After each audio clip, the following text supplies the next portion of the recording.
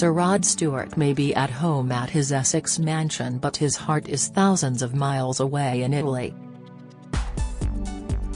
It is the morning of his and Penny's 16th wedding anniversary, but the pair are apart for the occasion. At least for the time being. She's been away in Italy picking truffles but is coming back tonight, thank goodness, Sir Rod laughs. Given the two are known to enjoy one of the strongest marriages in show business, the fact the music legend is looking forward to Penny's return is pretty much a given. And while he may have sung "Tonight's the Night," it seems every night is a special occasion in Sir Rod's book. "I'm definitely more romantic than she is," he says. "I dress up every night for a formal dinner together. I absolutely love it. I love lighting all the candles." While he waits for Penny's return, poor Rod has the pleasure of talking to me for the time being. But what a treat it is to be in his company. He is everything you want from a rock star, oozing charisma, as sharp as a tack and, unlike today's bland assortment of stars, not afraid to speak his mind. But in the past 12 months a different, and admirable, side to his character has emerged, that of campaigner and social justice warrior. Firstly, he funded an extraordinary mission to Ukraine where he rescued refugees at the border before housing and giving a family jobs in the UK. Then he vowed to cut NHS waiting lists by paying for people's MRI scans, while simultaneously performing his global hits tour around the world. And Penny has also been campaigning, on the menopause, while juggling a successful TV career and shifts as a special constable with the City of London Police. I ask whether such busy, independent schedules help to oil the cogs of their marriage. "It does actually," he says. "We often joke about the fact that we can both be in this large house in Essex and not see each other. We stay within the perimeters of the house but we don't see each other until the evening. We wake up, have a cup of tea in bed together, and then she goes her way and I go mine. It's lovely, we are not on top of each other all the time. We're very fortunate in that position. We are talking ahead of a series of summer dates across the UK including Edinburgh, Northampton, Plymouth, and Hull." Our interview is slightly delayed as Sir Rod has been finishing up a grueling workout. Not just any workout, but an SAS-style one. "Nothing stops me from doing that," he explains. "It was in a 20-meter indoor pool, where we do some SAS training by swimming with weighted bricks underwater, and all sorts of joviality.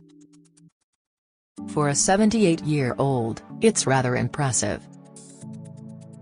And Sir Rod insists he not only sees the physical benefits, but the mental results too. "Sometimes when you exercise you think, F I can't be bothered to exercise this morning. But then you push yourself, it's just so uplifting for your mind and body. If I go 10 days without working out, I go in the dumps." In the spirit of clean living, I ask whether he would ever go the whole hog and consider quitting alcohol too.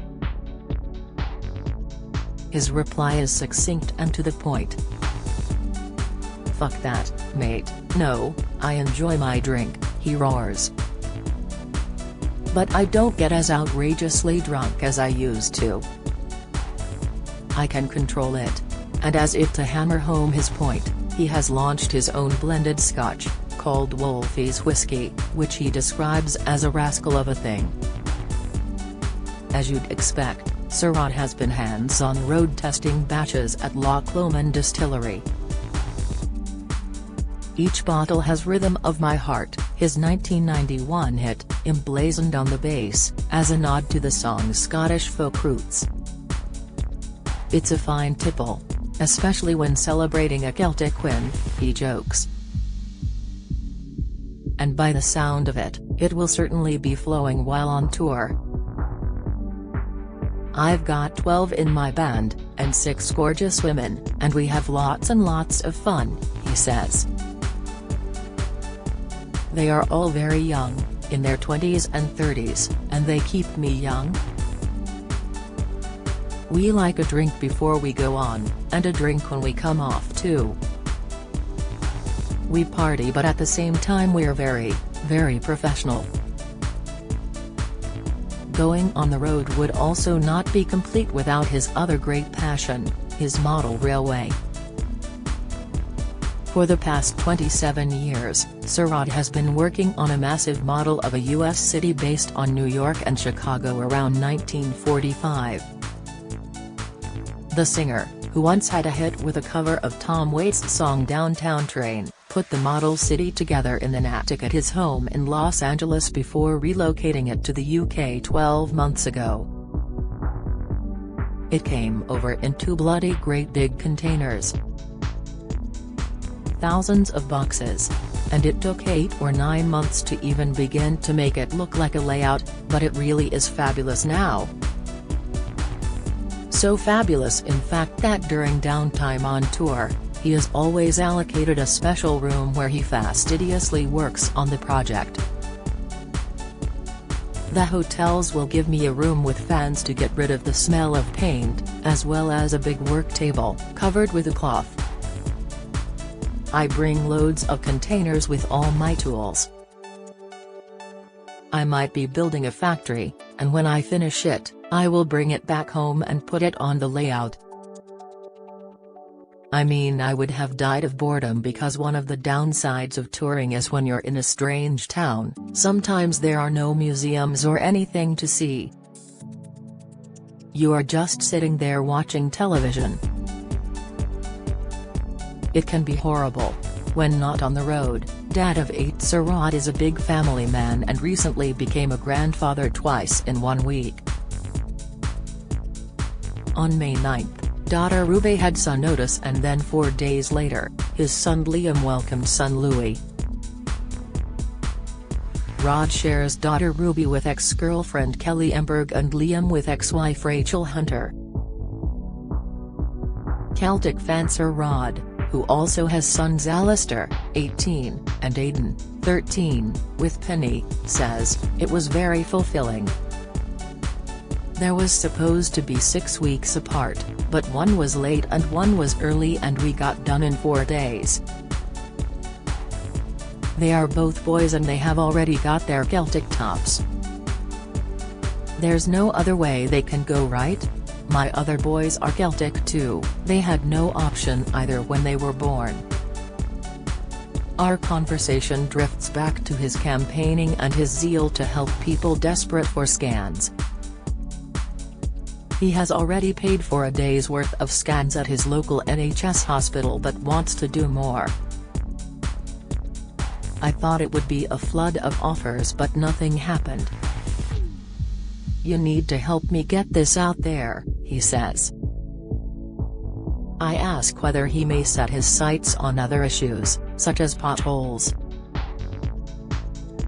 It comes after he filmed himself fixing a road near his home and claiming the council was uninterested. Arnold Schwarzenegger had to do it as well, he says. "I think people should take it into their own hands because they're dangerous. A child riding a bike down a country lane could kill or injure themselves really badly. You can't sit there and think if only I'd filled that pothole."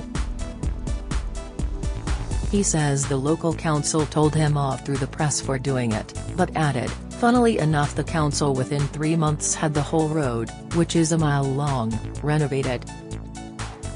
"I embarrassed them and it worked. Nothing's going to stop me, mate. We expect nothing less." Wolfies is now available at www.wolfieswhiskey.com for £35. Sir Rod is playing Plymouth, Northampton, Durham, Bristol, Hull and Edinburgh from June 24 to June 7. Tickets on sale now at www.rodstewart.com.